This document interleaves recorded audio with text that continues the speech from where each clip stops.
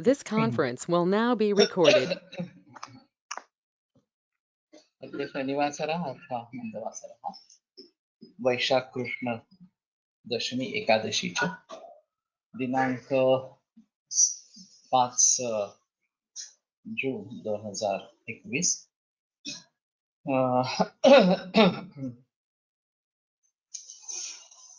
Case paper पृष्ठ क्रमांक 4 शंखं चक्रं जगत्तां दशतमृतघटं चारुदौर्भिश्चतुर्भिः सूक्ष्मस्वच्छातिरुद्यांशुकतरुविलसन् मौलिनं भूमिनेत्रं कालाम्भोदोज्ज्वलाङ्गं कटितटविलसच्चारुपीताम्बराढ्यं वन्दे धन्वन्तरिं तं निखिलगदवनप्रौढदावाग्निहीनं प्रौढदावाग्निहीनं ब्रह्मणो हि समारब्धा मात्रेयाद्येषु पूजिताम् अस्मदाचार्यपर्यन्तां वन्दे गुरुपरम्पराम् आयुर्वेदरतं वन्दे मातवाख्यं महागुरुम् आयुर्वेदामृतं सर्वं शिष्येभ्यो यः प्रदत्तवान् द्रष्टाज्ञानी दृष्टकर्मा कृतकर्मा तथैव च अध्यापको विश्वश्रेष्ठो महान् संशोधकस्तथा गुणैरेतैः समुदितैः यत्कार्यं प्रतनोति सः समृद्ध्यर्थं हि कार्यस्य वयं प्रयतामहे सरस्वत्यै बुद्धिसङ्क्रान्तं जगदध्यक्षमीक्षते आत्रेयं प्रथमं वन्दे आयुर्वेदजगद्गुरुम् आयुर्वेदामृतं सर्वं गृहीत्वा हि सुरेश्वरात् अग्निवेशादिकेभ्यो यः प्रयच्छति सप्तमः प्रथमं तन्त्रकर्तारम् अग्निवेशं नमाम्यहम्।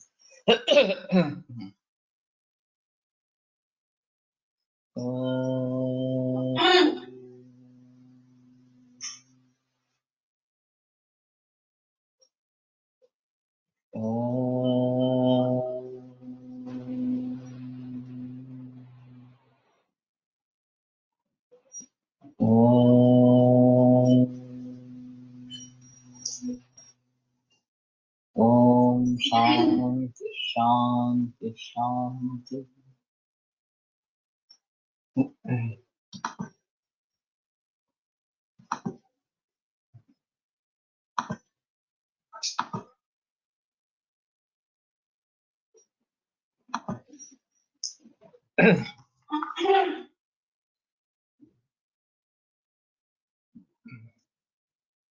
तो हम हेरिडिटी की बात कर रहे थे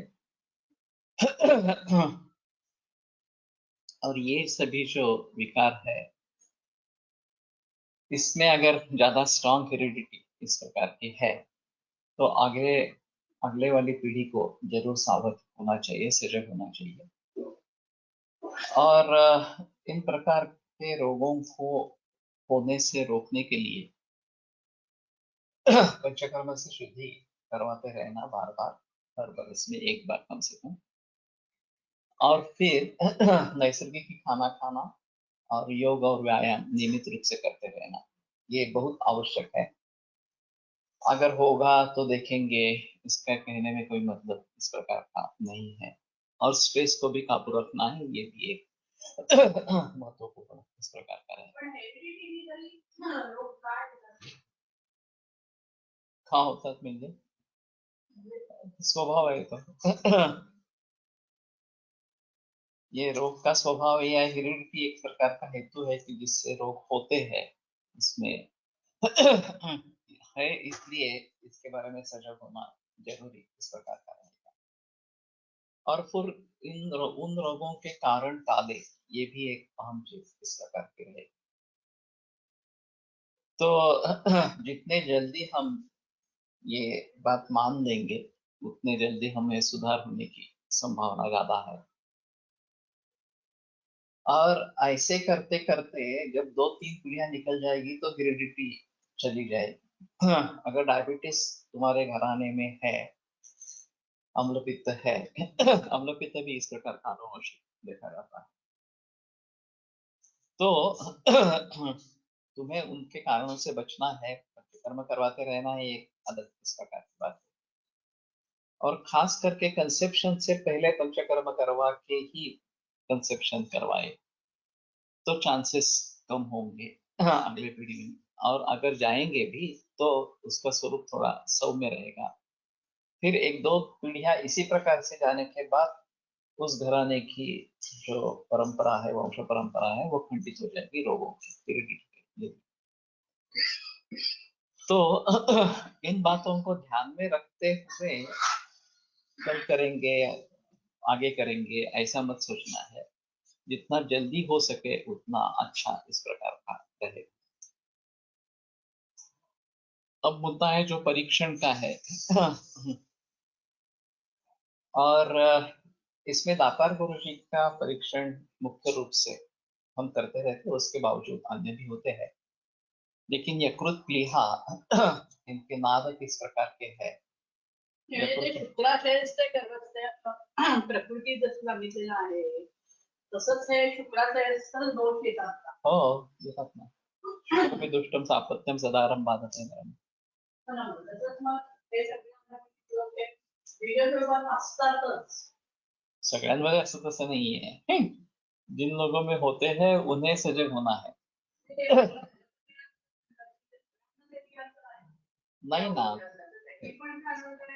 एनवायरनमेंट, दो कारण है उसमें, एक हेरिडिटी और दूसरा एनवायरनमेंट। तो एनवायरनमेंट अगर उसका प्रतिकूल रहेगा तो नहीं व्यक्त होंगे ये विकार, डॉर्मेंट ही रहेंगे, और वही हम चाहते हैं। आगे वाले पीढ़ी में न जाए इसलिए शुक्र शुद्धि करके, हाँ, यात्रा शुद्धि करके कंसेप्शन करवाना है। तो ये बात ध्यान में रखेंगे तो ज्यादा अच्छा इस प्रकार का रहेगा। तो यकृत प्लीहा पार्थिव नाद है, आकाशीय नाद है, उष्ण स्पर्श है, ये दातार गुरु जी के हिसाब से। और अगर वृद्धि है तो कितनी है, वो कैसी है, पीड़ना सत्व है या नहीं है, ये सब बातें देखना जरूरी इस प्रकार का है। अब मॉडर्न साइंस के अनुसार, कन्वेंशनल मेडिसिन के अनुसार, जहां जिक्र सिस्टम्स पर ज्यादा है, अवयवों पर ज्यादा है, उसमें और कुछ परीक्षण आते रहते हैं कि जैसे कि फैटी लीवर परीक्षण पाया जाता है, पैरेंकाइमल डिसीज इस प्रकार का कुछ पाया जाता है, और उसमें कुछ सिस्ट है, लीजन है, इस प्रकार के भी परीक्षण में आते हैं। तो हम जो प्रयास अभी कर रहे हैं, डायग्नोस्टिक ट्रीटमेंट सॉफ्टवेयर बना रहे हैं प्राकृतिक कोष के आधार पर, और इसमें डाटा एंट्री का एक अलग माहौल बन रहा है जिसका मैंने अनावरण किया था, और हम अभी अपने अपने क्लिनिक में कर रहे हैं उसके बारे में, और ये हर दिन बदलता रहता है।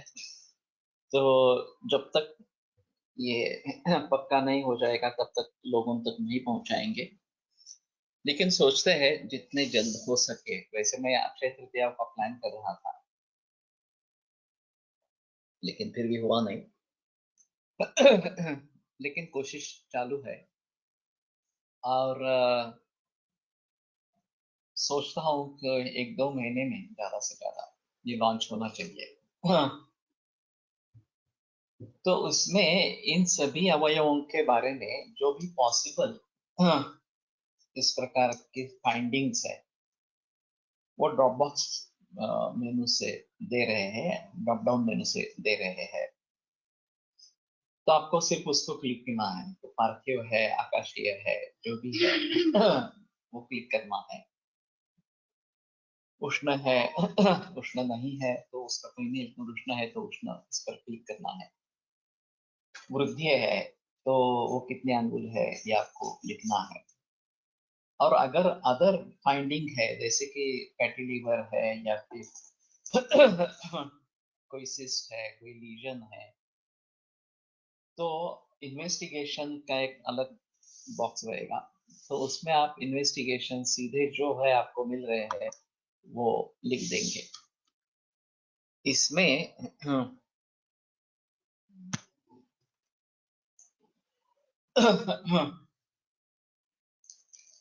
आप जो भी इन्वेस्टिगेशन है वो लिखो, उसको आयुर्वेद कैसे कैसे जोड़ना है एक अलग माहौल है, और उसका इंटरप्रिटेशन आयुर्वेद में कैसे करना है, तो उसके बारे में प्रयास चालू है। और ये बड़ा काम है वास्तव में, इस प्रकार से इंटीग्रेशन, मॉडर्न इन्वेस्टिगेशंस का इंटीग्रेशन आयुर्वेद में करना, लेकिन फिर भी कोशिश कर रहे हैं. परीक्षणासाठी रुग्णांना उपाशीपोटी यावे लागते, बऱ्याच वेळा त्या शक्य होत. अशावेळी काय करा.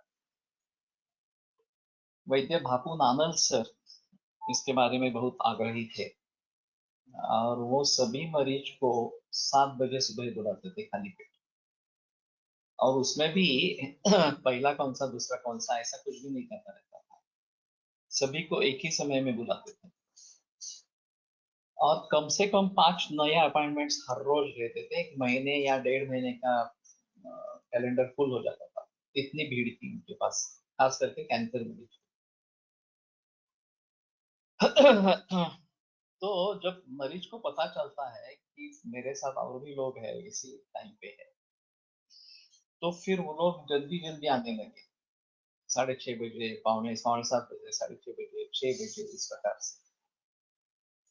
तो ये उनके लिए भी नौबत आ गई, मानव सर के लिए. तो फिर दरवाजा खुला करके जिन लोगों को आके बैठना है वो बैठ गए. फिर पहला नंबर किसका है इसके बारे में कुछ भी, वहां कोई रहता नहीं था उनका असिस्टेंट ऐसा कुछ, रिसेप्शनिस्ट वगैरह ऐसा. तो जो पहले आया वो बोलेगा कि मैं जाऊंगा, दूसरा बोले नहीं नहीं मुझे इमरजेंसी ज्यादा है मैं जाऊंगा, और इस प्रकार से बहुत झगड़े होते थे बाहर. और एक मरीज अंदर गया तो कम से कम 1.5 या 2 घंटे लगते. नानल सर की एक खासियत थी, वो खुद ही केस टेकिंग करते थे.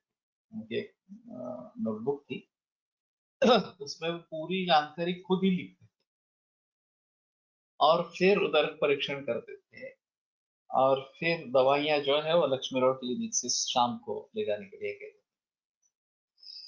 अब एक मरीज को अगर 1.5-2 घंटे लगते हैं, तो 5 मरीज को करीबन 8-10 घंटे लगते हैं. सुबह 7 बजे शुरू किया तो ये कम से कम 3-4 बजे तक चलता. और आश्चर्य की बात ये थी, नानल सर खुद भी नेचुरल एलर्जीज के लिए भी उठते नहीं थे, खाने का तो छोड़ दो, लेकिन पेशाब करने के लिए भी उठते नहीं थे, और ये सब पूरा होने के बाद खाना खाते थे. और 6 बजे 3 दिन उनका क्लिनिक रहता था लक्ष्मी रोड में, ये फॉलो पेशेंट्स के लिए. दूसरे 3 दिन ये घाटनेकर वहां पे रहते थे. और फिर एक बार उन्होंने ऐसा हुआ कि 6 बजे तक प्रैक्टिस चली, और फिर खाना खाया ही नहीं, वैसे उठ के चले गए शाम के खाने की. तो इससे हमें सबक सीखना चाहिए कि हमें ऐसा बिल्कुल नहीं करना है. एक तो असिस्टेंट्स रखने हैं, और केस हिस्ट्री उनके द्वारा करवानी है, ये तो हम करते हैं, कलेक्टर सर भी करते थे, छात्र रहते हैं या असिस्टेंट्स रहते हैं, तो वो केस टेकिंग करेंगे तो समय कम होगा. हर पेशेंट के लिए स्लॉट है. अगर हम समझते हैं कि वो केस पेपर पूरा होने के बाद हमारे लिए 15 मिनट लगते हैं या 20 मिनट लगते हैं, तो उस स्लॉट्स के हिसाब से अपॉइंटमेंट दे दे. इसमें ये बात पॉसिबल है कि कोई मरीज आता ही नहीं है अपॉइंटमेंट लेके भी. अगर दूसरा कोई आया होगा तो उसको अंदर ले लेंगे, इस प्रकार की भी सुविधा इसमें रहेगी. और बीच बीच में फॉलो पेशेंट्स भी रखेंगे. इस प्रकार से मैंने जो तरीका अपनाया था, वो अभी 11 बजे मेरा क्लिनिक शुरू होता है, तो 11, 11:10, 11:20, 11, 11:30 और 12, 11:40 ये फॉलो पेशेंट्स रहेंगे. और नए मरीज को अपॉइंटमेंट 11 बजे की देंगे, लेकिन 11 बजे जब वो आएगा वो पूरी हिस्ट्री होने के बाद 11:50 को मेरे पास अंदर आएगा. तो जब 12:05 तक या 12:20 तक वही चले, 12:10 तक वही चलेगा. फिर 12:10 को दूसरे फॉलोअप के अपॉइंटमेंट देनी है, 12:10, 12:20 और 12:30. और फिर दूसरे मरीज को 11:45 को बुलाना है, वो 12:30 तक पूरा हो जाएगा, तो 12:40 को उसको देंगे. तो थोड़ा साइक्लिक इस प्रकार का रहेगा. और बीच बीच में फॉलोअप पेशेंट्स रहेंगे तो शायद वो 10 मिनट में पूरे होते हैं। कुछ मरीजों में 5 मिनट में भी पूरे होते हैं, कुछ मरीज में थोड़ा ज्यादा समय लगता है। लेकिन बीच बीच में नए पेशेंट्स और शुरू से फॉलोअप पेशेंट ऐसे करते हैं और बोलते हैं कि 4 घंटे कम से कम हाँ खाली पेट रहो। तो 11 बजे की मेरी अपॉइंटमेंट है, तो 7 बजे अगर उन्होंने कुछ दूध वगैरह ले लिया हो तो ठीक है। और वैसे भी अगर कोई मरीज खा के आया है तो वैसे ही देखते हैं और फिर अगले दफा अ, खाली पेट आने के लिए कहते हैं। तो शुरू में औषध तो दे देते हैं, ऐसा नहीं होता कि औषध नहीं देते हैं इस प्रकार से। लेकिन आनंद सर का कहना था कि नहीं, अगर बेसी अगर चुक गया तो बहुत ही मुश्किल होती है, तो वो करते ही नहीं थे इस प्रकार से।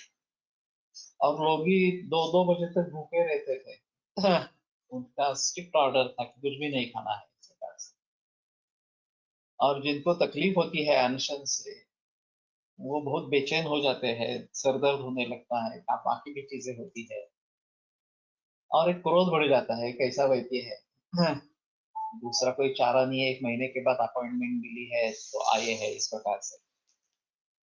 लेकिन उन वैद्यों के लिए और आयुर्वेद शास्त्र के लिए भी ये बराबर नहीं, हमें प्रैक्टिकल होना चाहिए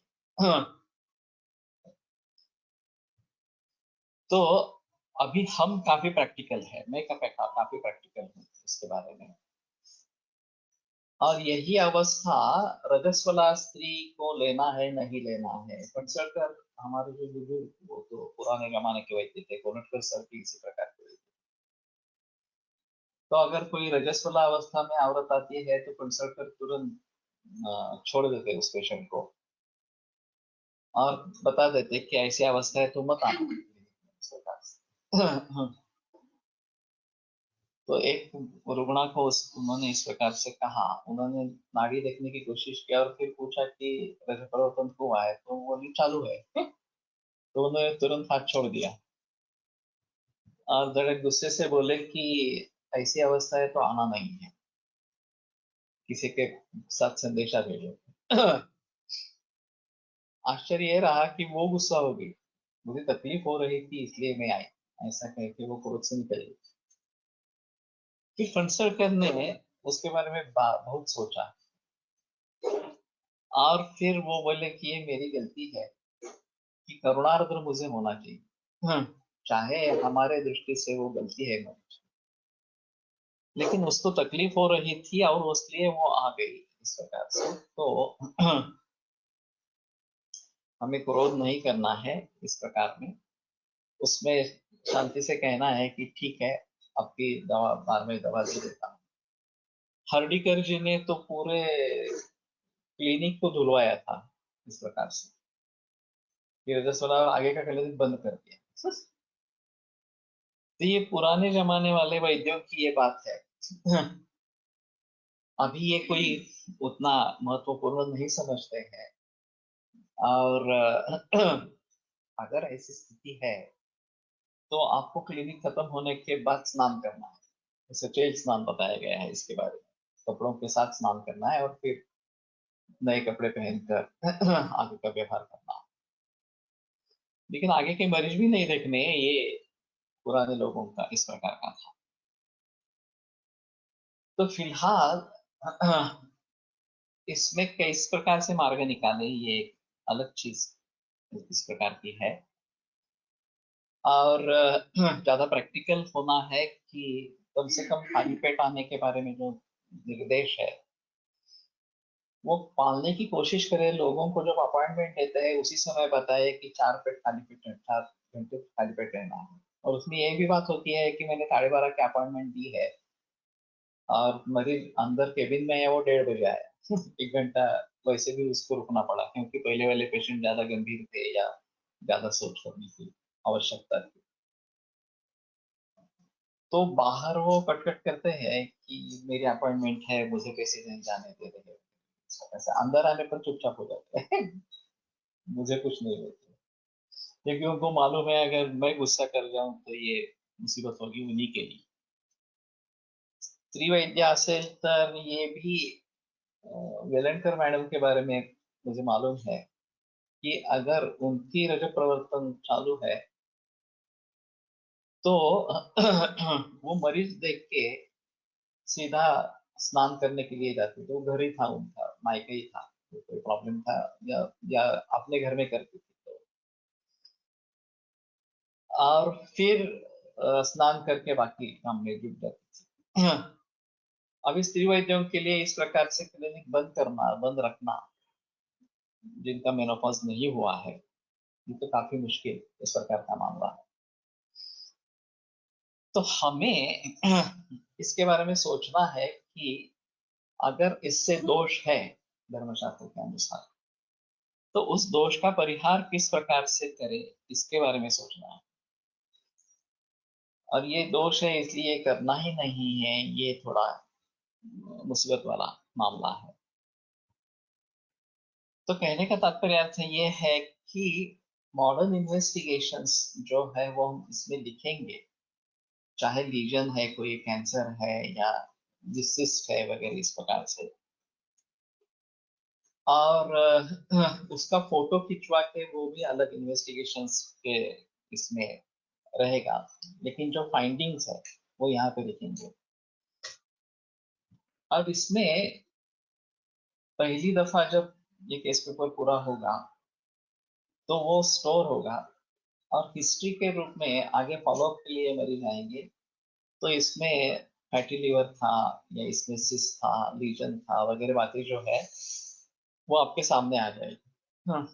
और ये continuous process date wise follow up रहेंगे, तो आप देखना चाहेंगे कि कब ये मरीज का इतना लीजन था, अब कितना है वगैरह वगैरह इस प्रकार से, तो एट ए ग्लांस आपको मिल जाएगा। तो हिस्ट्री ये भी इसमें कॉलम रखा है।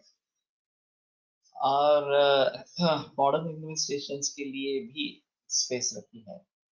वैसे ही प्लीहा के बारे में भी होगा, प्लीहा बुद्धि अगर है, सिस्ट है या और कोई बातें है इसके बारे में, आकार बड़ा है तो वो कितना बड़ा है, क्या बड़ा है, इस प्रकार से।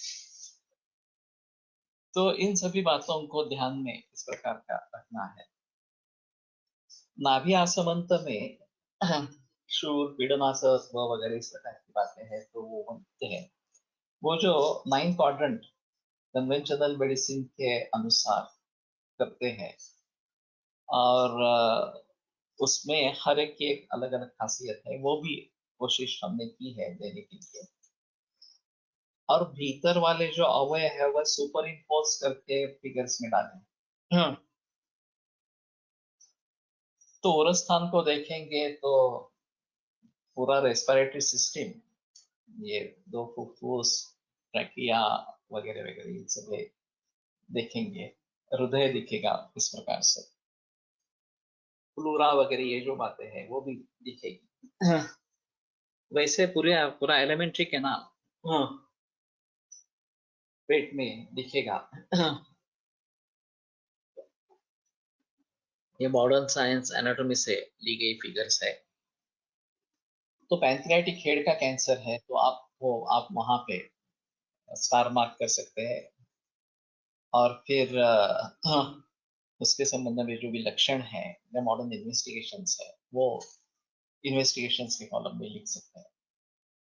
और पीड़नासहत्व है या स्पर्शासहत्व है, इस प्रकार की बातें हैं तो उसको लक्षणों में लिख सकते हैं।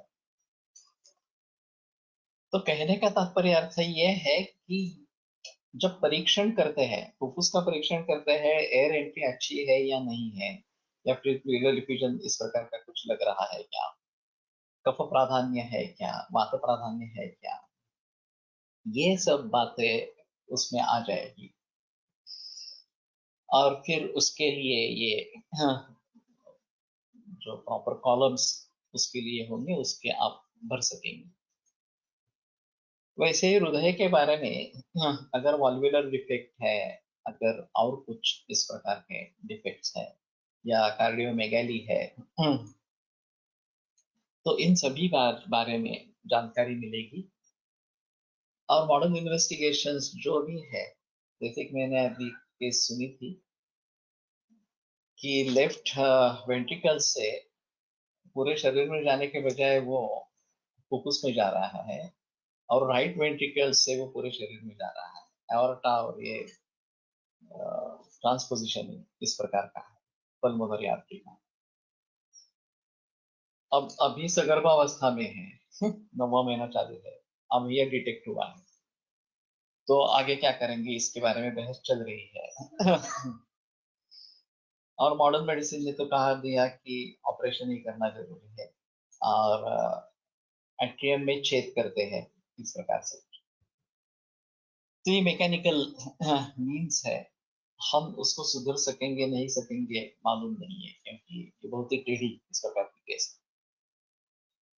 तो कहने का तात्पर्य अर्थ है कि इस प्रकार के जो भी फाइंडिंग्स मॉडर्न में हो, उसका हमें हमारे हिसाब से क्या सोचना है अलग चीज है, लेकिन वो हम वहां पे लिख पाएंगे।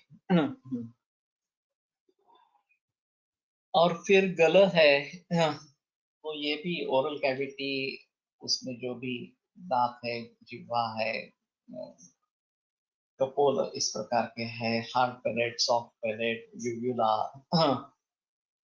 ग्लैंड्स, सलाइवरी ग्लैंड्स वगैरह, ये सभी के पिक्चर्स रहेंगे, गिलाई वगैरह रहेंगे। और उसके बारे में अगर आपको कुछ लिखना है तो आप वहां पे लिख सकते हैं। दांतों के बारे में है, जिह्वा के बारे में है, नासा में डेविएटेड नेजल सेप्टम अगर है या पॉलिप है, नेत्र के बारे में कुछ सिम्टम्स है, चश्मा के बारे में लिख सकते हैं, कर्ण में अगर कुछ सिम्टम्स है, कर्ण दुखद ज्यादा है, इम्पैक्टेड वैक्स इस प्रकार का है, नखों में अगर पांडुत्व दिख रहा है, या नखों में ब्लूइश टिंज इस प्रकार की है, जो कैंसर के मरीज में खास करके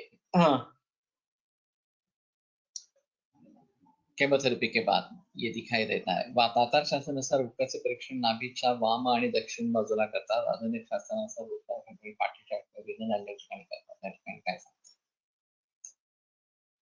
मुझे लगता है कि वो उदकव स्रोतस के हिसाब से परीक्षण है, और वैसे देखा जाए तो नाभि के असमंत में जब ब्लैडर फुल होता है और ऊपर आता है तभी परीक्षण हो सकता है, नहीं तो नाभि के नीचे परीक्षण होता है ज्यादा, और उसको वो नाभि इस प्रकार से ही कहते हैं,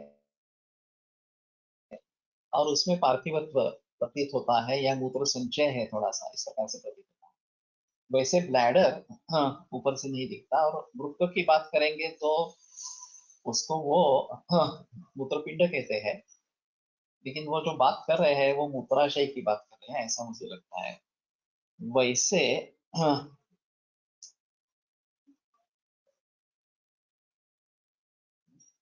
ट्रांसपोजिशन रुग्णात मेकॅनिकली काही छेड़ाछेड़ केली नहीं, मालूम नहीं क्या है।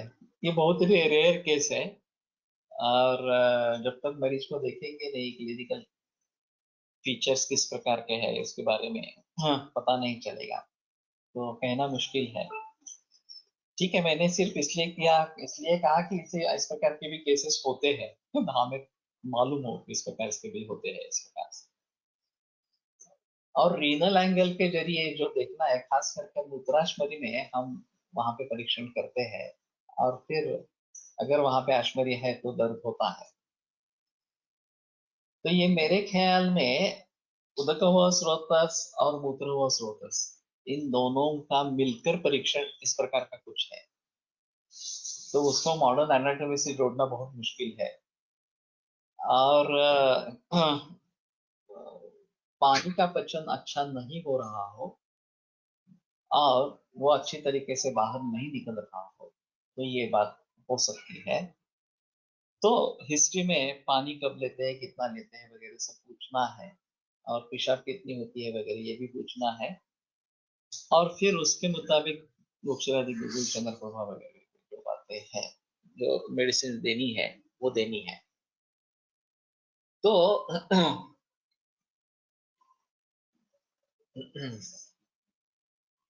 ये ज्यादा प्रैक्टिकल है हिस्ट्री टेकिंग में और दवाइयाँ का प्रयोग करने में। उसका एनाटॉमिकल रिलेशन ढूंढना मुश्किल थोड़ा सा रहेगा, लेकिन वो मूत्रपिंड नहीं कहते हैं, ये बात सही है। पुस्तक में उन्होंने जो लिखा है वो मूत्रपिंड इस प्रकार से ही लिखा है। एनाटॉमिकली ये समझना काफी मुश्किल इस प्रकार का है। तो एक नाड़ी इसमें अहम मुद्दा है। अगर आप किसी परंपरा से नाड़ी सीखे हो तो नाड़ी का जिक्र करना है। जैसे मैं भट्ट परंपरा से कुछ नाड़ी सीखा हूँ, तो नाड़ी साम, कठिन, सूक्ष्म वगैरह इस प्रकार का हम बताते हैं। और शुरू में तो केवल नाड़ी के आधार पर मैं परीक्षा करता था, पूछता था। विदेशों में भी मैं जाता था तो नाड़ी के आधार पर परीक्षा करके सवाल पूछता था, और फिर बहुत सारे सवाल बराबर आते थे और पेशेंट बड़ा खुश हो जाता था। अब ये मैं यहाँ पे नहीं कर रहा हूँ क्योंकि हिस्ट्री होती है, वो सामने पर पेपर आते हैं, और फिर भी पहले नाड़ी ही देखता हूँ परीक्षण जब आरंभ करते हैं। तो ये इसके बारे में थोड़ा सा ऐसा है कि आप जितना उसमें ज्यादा ध्यान देंगे तो आगे उसमें तरक्की कर सकते हैं। नाड़ी परीक्षा एक आयुर्वेद की खासियत है। लेकिन रावण को तो नाड़ी परीक्षा और कड़ा तो नाड़ी परीक्षा ये पढ़ने की कोशिश की थी। यहाँ ताराशंकर मिश्र की एक किताब है वाराणसी स्थित, और कोलटकर सर का कहना था कि वो बढ़िया किताब है। तो संयोग से ऐसा हुआ, ताराशंकर मिश्र पुणे में आए थे और कोलटकर सर से मिले अष्टांग आयुर्वेद महाविद्यालय। उन्होंने परिचय नहीं दिया था, और कोई वैद्य है और आपसे मिलना चाहते, इतना ही बताया था।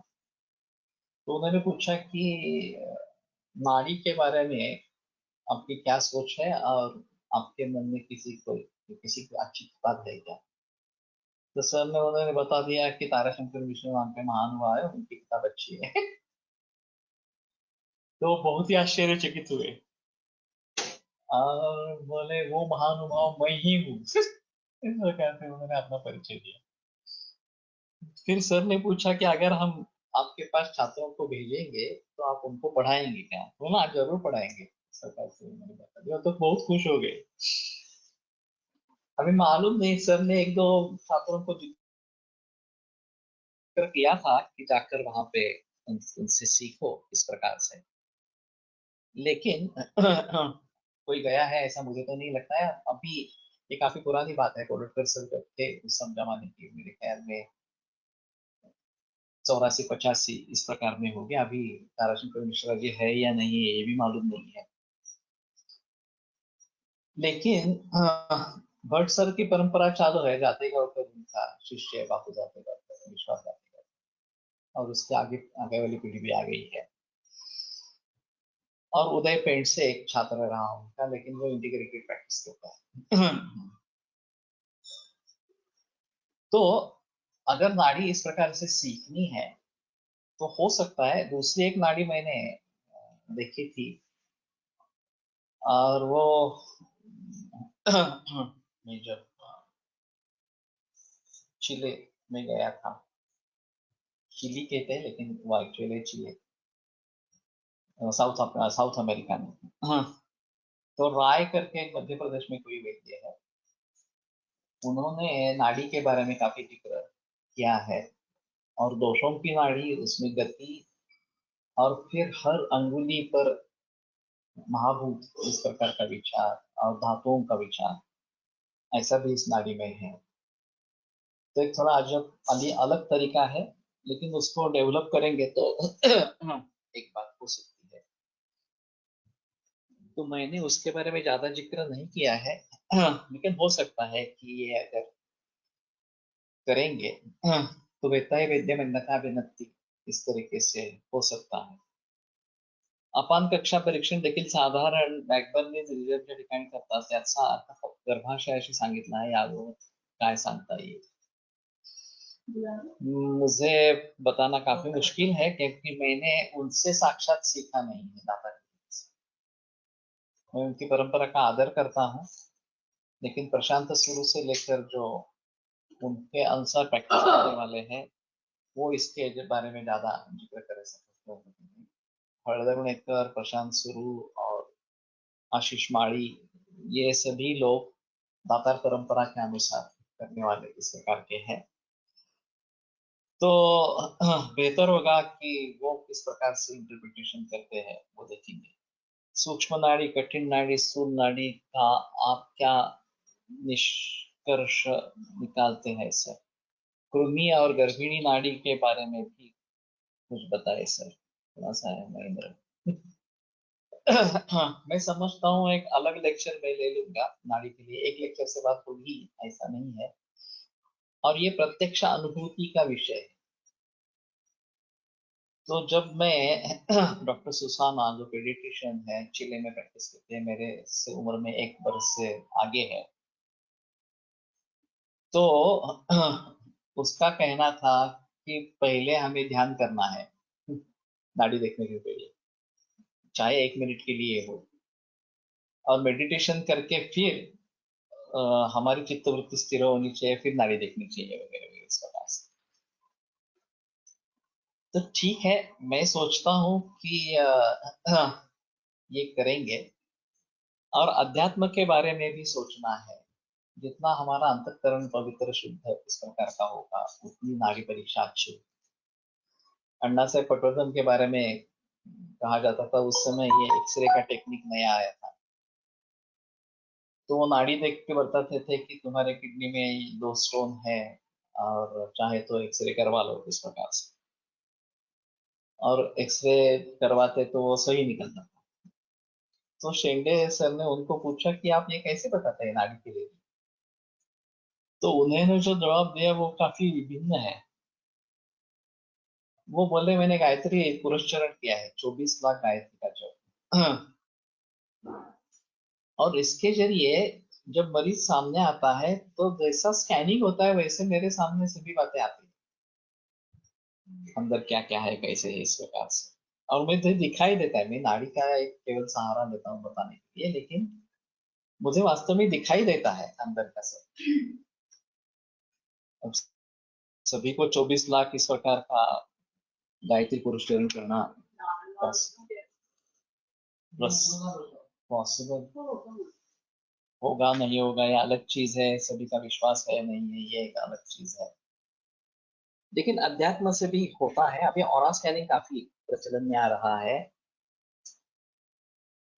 और उसके जरिए यहाँ पे कुछ गड़बड़ है इतना तो सामने आ रहा है, कलर चेंज होता है वहां का,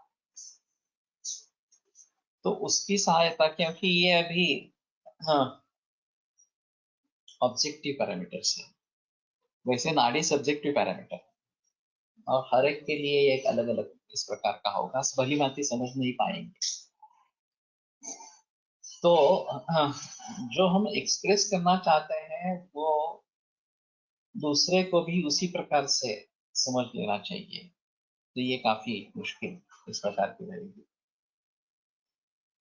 तो मैं भी रिवाइव करना चाहता हूँ भट्ट की सिस्टम, और ये जो राय की सिस्टम है वो भी सिस्टम इस प्रकार से,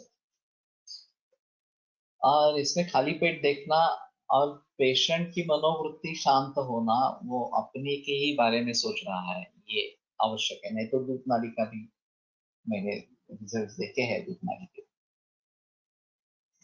तो हमें इस प्रकार से करना है कि ये तो सही है, सिद्धहस्त वैद्य जो है वो नाड़ी का परीक्षण करके दवाइयां देते थे इस प्रकार से।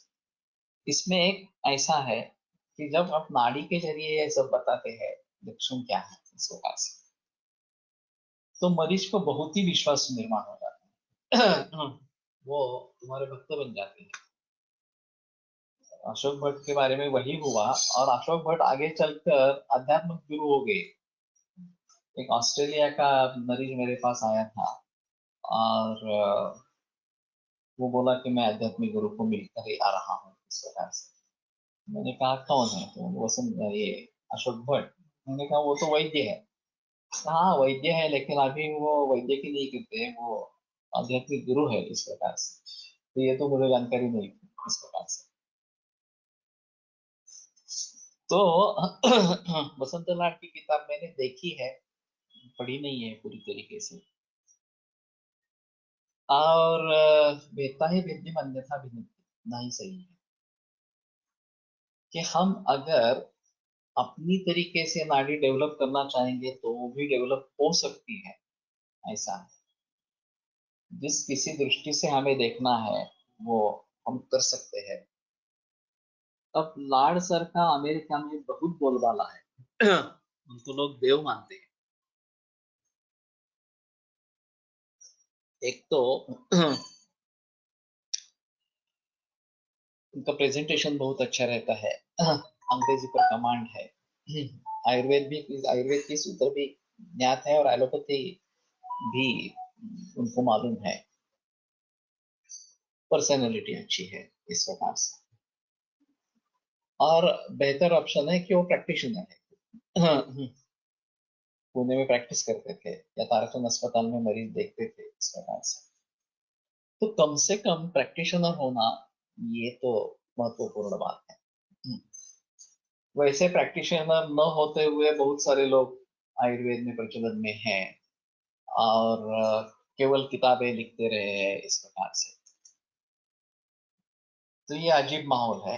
प्रैक्टिकल नॉलेज कुछ भी नहीं है, चाहे एलोपैथी का हो या आयुर्वेद का हो। तो ये मुश्किल की बात इस प्रकार की हो जाती है।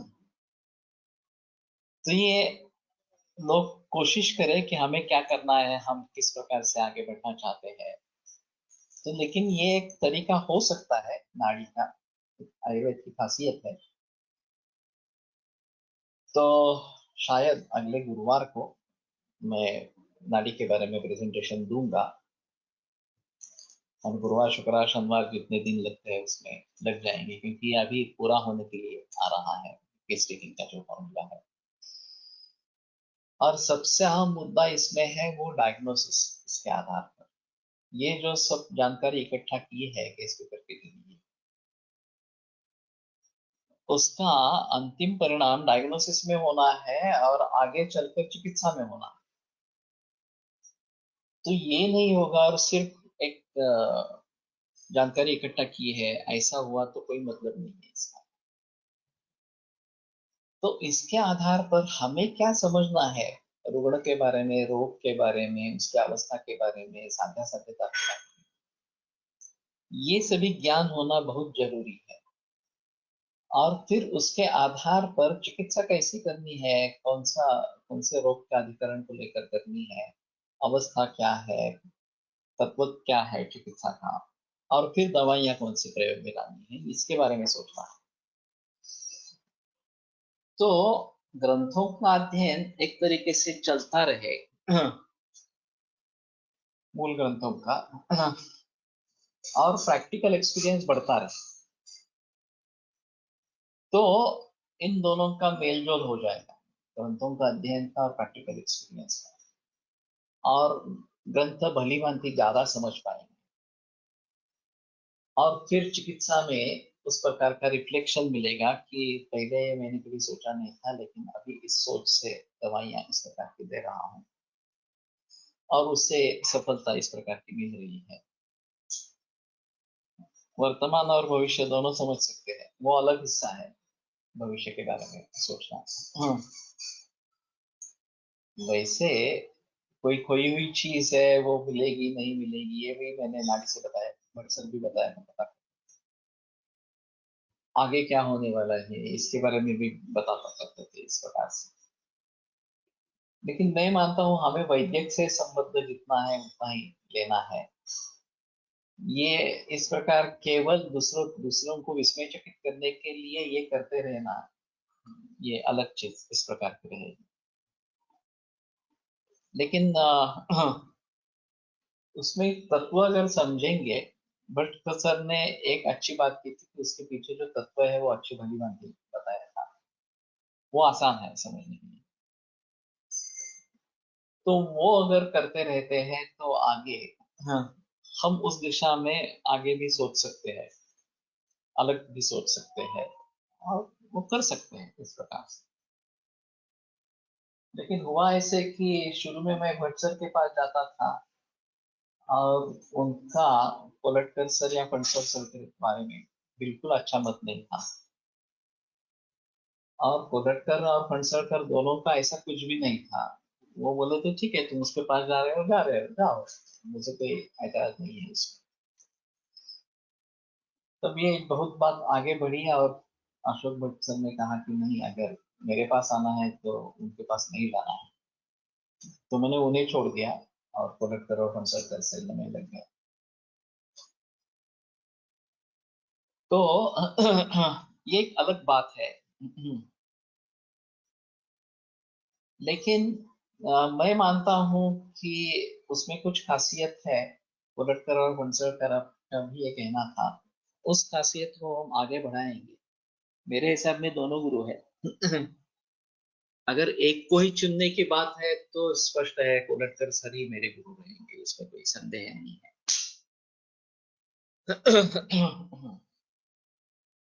लेकिन इनको पूरी तरीके से मैंने उस समय में फिर जाना ही बंद कर दिया वहां पे, और आगे कभी भी गया नहीं। एक दो दफा गुरु पूर्णिमा के दिन गया था, लेकिन फिर भी वो गुस्सा हो गए थे कि मैंने उनको छोड़ दिया और कोलट कर सबके पास गया। तो फिर आगे मैंने वो भी प्रयास शुरू किया। तो ठीक है। कहने का तात्पर्य अर्थ है कि हम अपने तरीके से भी उसके बारे में सोच सकते हैं, और इसमें ज्यादा महत्व कंसंट्रेशन होने पर है, और हम किस तरीके से खुद समझ सकेंगे और दूसरों को समझा सकेंगे। केवल सब्जेक्टिविटी रहेगी तो मुश्किल है।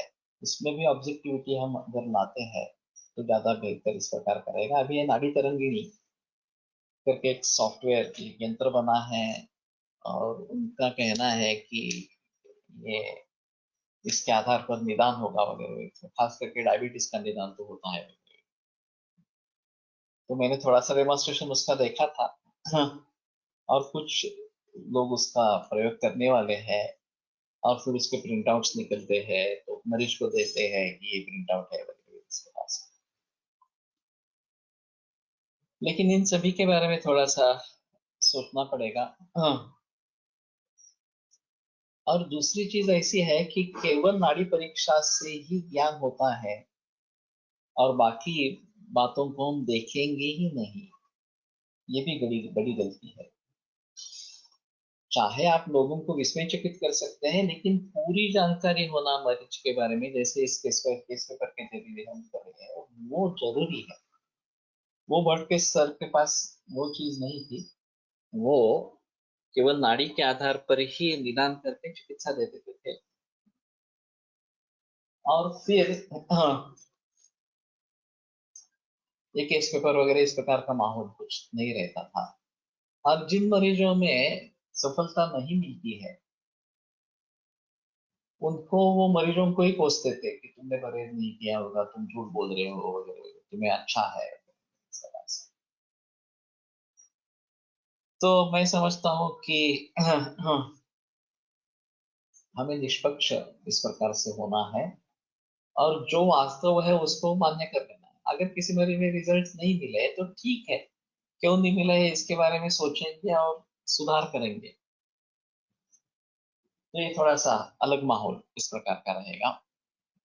तो ठीक है, अगले गुरुवार को हम कोशिश करेंगे कि नाड़ी के बारे में सोचेंगे, और फिर सबसे अहम मुद्दा निदान और चिकित्सा ये है। ये सभी का प्रयोजन भली भांति आयुर्वेद की दृष्टि से निदान करना, और उसके आधार पर चिकित्सा, सफल चिकित्सा कर पाना, ये है।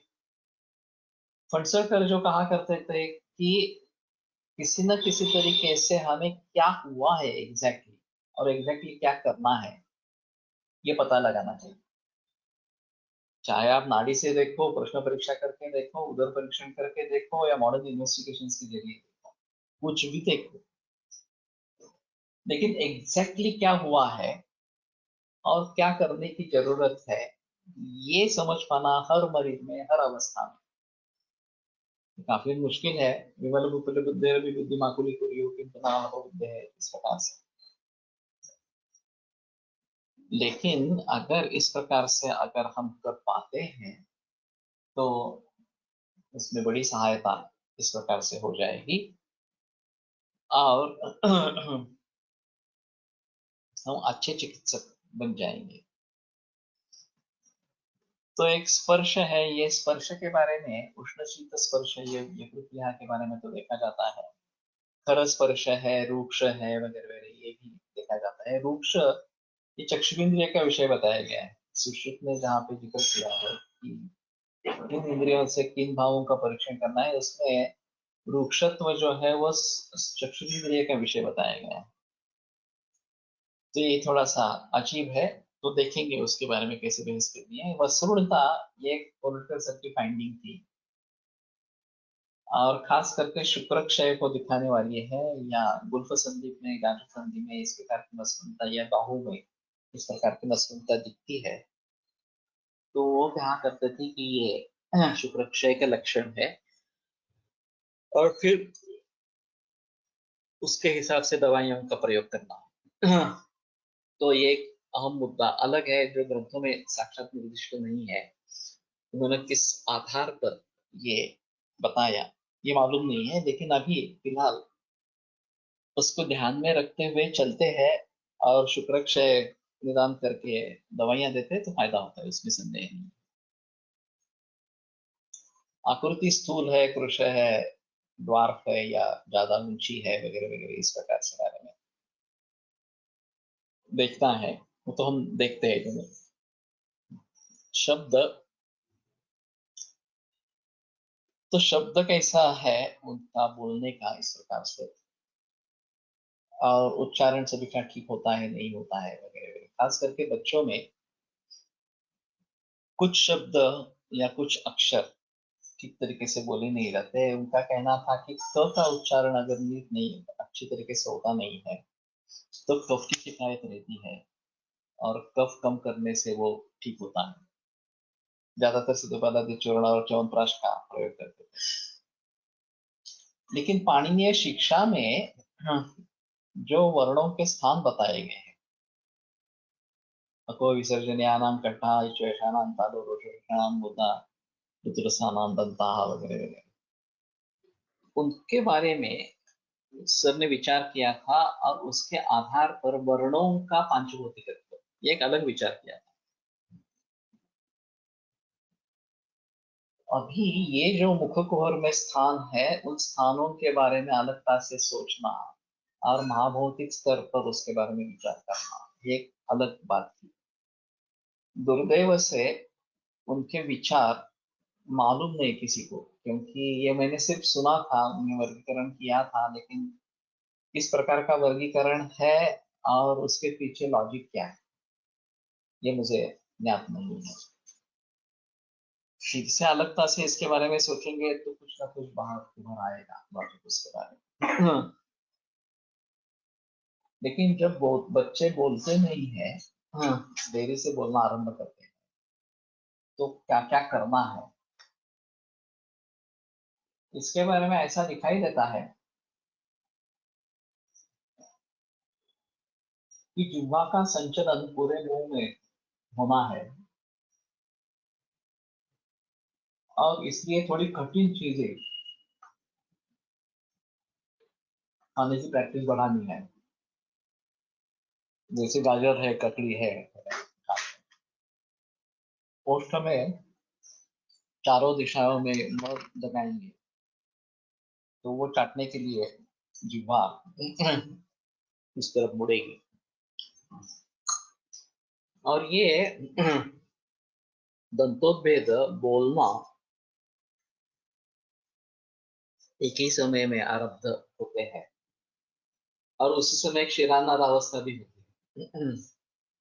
तो इन सभी का एक मेलजोल है। और पुराने जमाने में जब एकत्र कुटुंब पद्धति रहती थी, बड़ा परिवार रहता था, तो ये बातें आसानी से हो सकती थी। अभी न्यूक्लियर फैमिलीज में ये काफी प्रॉब्लम बढ़ गई है। और फिर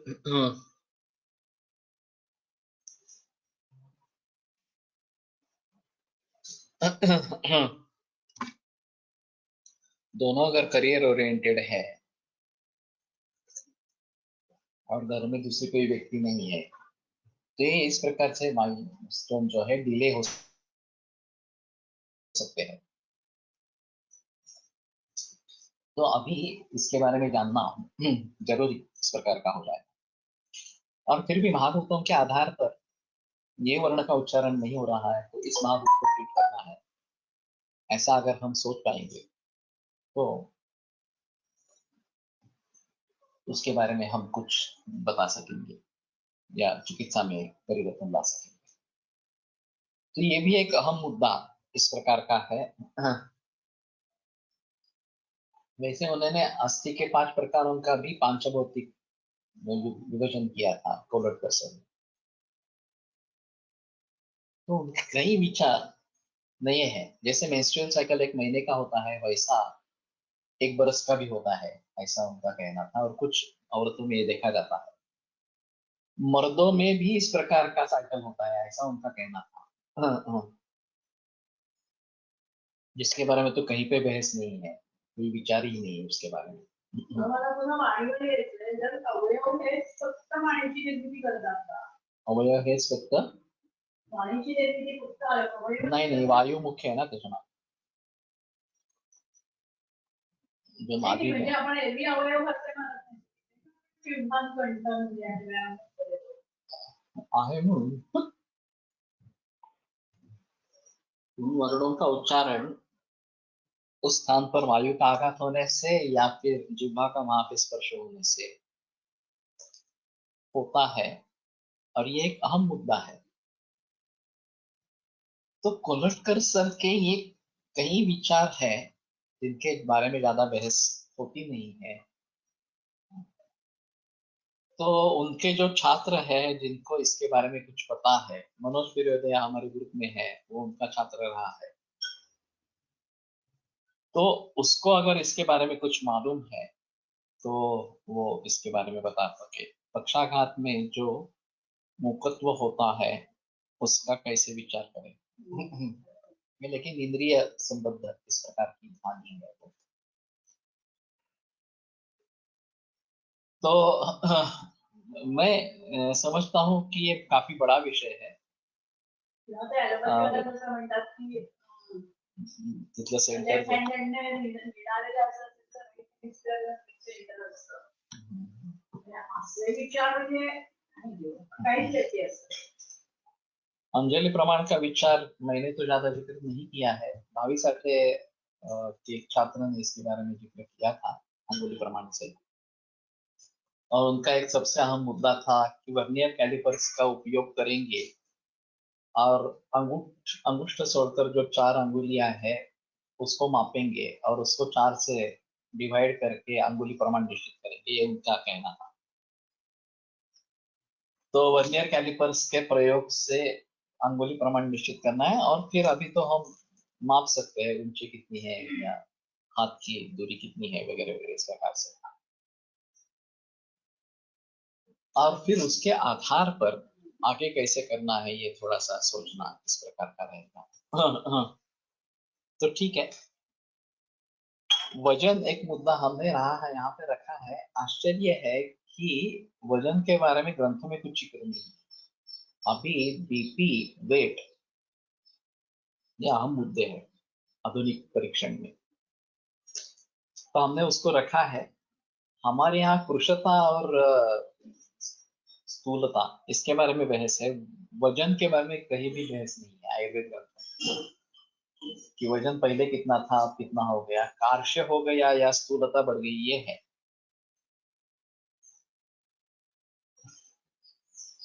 रोजचा उच्चार करता येत नाही, उच्चार शुद्धीसाठी लहान मुलांना बाराखडीचे रोज उच्चारचा अभ्यास करायला सांगावा था। संस्कृत पढ़ेंगे तो ज्यादा अच्छा है। कर्नाटक में स्टडी हुआ है कि अगर पहली कक्षा से संस्कृत छात्रों को पढ़ाया जाता है, कंठस्थ किया जाता है, तो उनका उच्चारण सुधर जाता है। और वैसे ळ जो है वो केवल वैदिक वाङ्मय में है, जो बाकी संस्कृत है जो प्रचलन में है उसमें ळ नहीं है, ल ही है। तो ळ का उच्चारण करने के लिए हमें शायद मराठी की सहायता लेनी। तो बाराखड़ी का इस प्रकार का उच्चार करेंगे तो ज्यादा अच्छा है। और अयुण रुलक एवं गयोच वगैरह वगैरह जो है, हाँ, 14 शुभ सूत्र, उनका पाठ करते रहेंगे तो भी एक अच्छी बात इस प्रकार की होगी। हाँ। तो ल के बारे में थोड़ा अलग इस प्रकार का रहेगा, वो मराठी भाषा का वैशिष्ट अभिरग है, वैदिक में है और सीधी मराठी में है। जो प्रचलन में संस्कृत है, लौकिक संस्कृत है, उसमें ळ नहीं है। गदी माडगुळकर की कथा है कि उन्होंने उनको किसी ने छेड़ा कि आपके काव्य में ळ नहीं होता, तो उन्होंने तुरंत ये काव्य रचना की, घन निराला दिवाड़ा। और ये इस तरीके से आई है, ळ का प्रयोग ज्यादा से ज्यादा करना है, इस प्रकार से वो घन निराला दिवाड़ा ये जो काव्य है उनका वो आ गया। इसमें 28 बार ळ का प्रयोग किया गया है। तो वो तो गुजराती में भी ळ है, ओके फाइन। तो फिर ये थोड़ा मैं समझता हूँ कि वैदिक भाषा से जुड़े हैं, मराठी और गुजराती के इस प्रकार से। बाकी किन भाषाओं में है मुझे मालूम नहीं, कन्नड़ा में है या है क्या? नहीं। श्वेता, तो ठीक है। अभी यहीं पे रुकते हैं और सोमवार को शरद को आगे लेकर बढ़ेंगे, और गुरुवार को अगले शायद मैं सोचता हूँ कि नाड़ी के बारे में सोचेंगे। वैसे हर्डीकर जी भी नाड़ी परीक्षा में तज्ञ थे, मुझे तो उनसे सीखने का कोई अवसर नहीं मिला था, लेकिन ठीक है, जो अलग अलग परंपराएं हैं उसके बारे में हमें जानकारी तो होनी चाहिए। मलयालम मध्ये आहे, आयुर्वेद प्रकांडो निगदित इह शल्यतंत्र प्रधानः शिष्येभ्यः शाश्वतोऽयं निखिल जनकृपा व्याप्तचित्तेन येन आयुर्वेदस्य वाञ्छन् पुनरपि भुवने तांच सुष्ठु प्रतिष्ठां श्रेष्ठं धन्वन्तरिं तं प्रणमति च सदा वैद्यवर्गो हि नूनम्। वैद्यवर्गो हि नूनम्।